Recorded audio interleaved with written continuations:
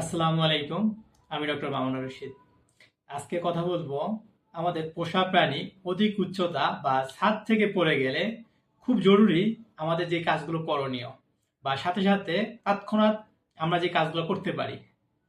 প্রথমেই তাকে একটি নরম এবং আরামদায়ক তোয়ালে বা কম্বল দিয়ে পেঁচিয়ে জড়িয়ে নেওয়া।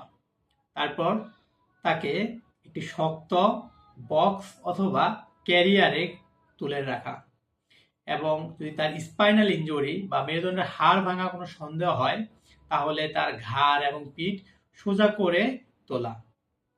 এরপর আমাদের যে কাজটি করতে হবে, প্রথমেই আমাদের চেক করতে হবে এবিসি।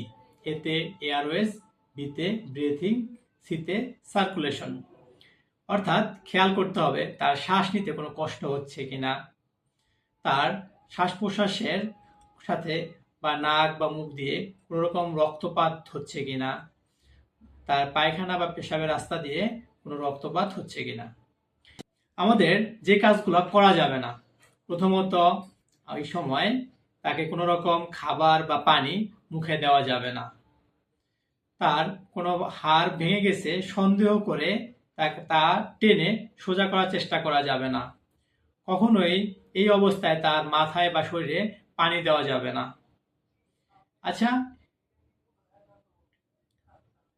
আচ্ছা এই সময় যে কাজটি আমাদের করণীয়, প্রথমেই খেয়াল করতে হবে কোনো শরীরের কোনো অংশ থেকে রক্তপাত হচ্ছে কিনা বা কেটে গেছে কিনা।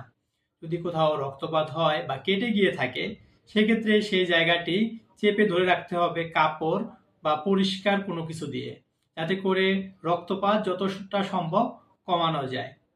মুখের লালা বা বমি বা এই ধরনের কোনো কিছু আটকে থাকলে যত দ্রুত সম্ভব হাত দিয়ে পরিষ্কার করে দেওয়া। কারণ অনেক সময় ভেটের কাছে আসার আগেই বিড়ালটির মুখে বা শ্বাসনালীতে কোনো কিছু আটকে থেকে বিড়াল মারা যেতে পারে। আর এক্ষেত্রে যত দ্রুত সম্ভব নিকটবর্তী ভেটের কাছে বা ভেটেরিনারি ক্লিনিকে নিয়ে যাওয়া সবচাইতে উত্তম এবং বুদ্ধিমানের কাজ। এরপর আমাদের যেই সকল ক্ষেত্রে ভেটের কাছে যাওয়া বা ক্লিনিকে নিয়ে যাওয়া অতীব জরুরি, তার ভিতরে প্রথমে আসে যদি অধিক উচ্চতা থেকে পড়ে বা অজ্ঞান হয়ে যায়।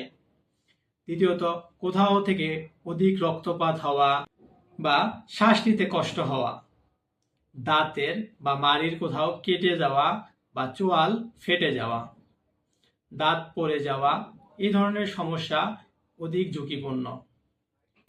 পেট অধিক ফুলে যায় অথবা বিড়ালটি বা পোষা প্রাণীটি একেবারে নিস্তেজ হয়ে যায়। উপরে উল্লেখিত এর যে কোনো একটি সমস্যা দেখা দিলে যতটা দ্রুত সম্ভব, অর্থাৎ সময় নষ্ট না করে যত দ্রুত সম্ভব ডাক্তারের কাছে নিয়ে যাওয়া। শরীরে কোথাও যদি কোনো ধারালো বা সূচালো বস্তু ঢুকে যায় সেক্ষেত্রে তা নিজে থেকে টেনে না বের করে যত দ্রুত সম্ভব ডাক্তারের সাহায্য নেওয়া। কারণ নিজে থেকে সেই ধারালো বস্তুটি বের করতে চেষ্টা করলে অধিকতর রক্তপাত হতে পারে। এতে করে আপনার পোষা প্রাণীটি আরো বেশি ঝুঁকিতে পড়বে।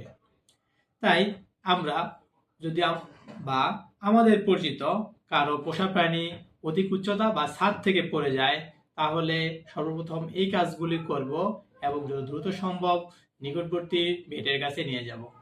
ধন্যবাদ সবাইকে আমাদের সাথে থাকার জন্য।